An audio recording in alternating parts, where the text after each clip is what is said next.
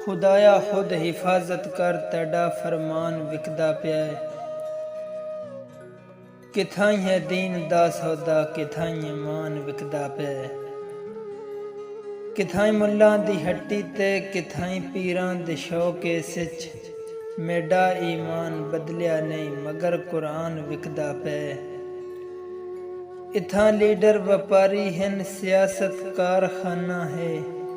इथां leader व्यापारी हिन सियासत कारखाना है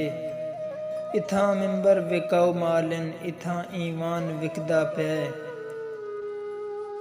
मेरे मुल्क च खुदा डॉलर मेरे मुल्क च नबी पैसा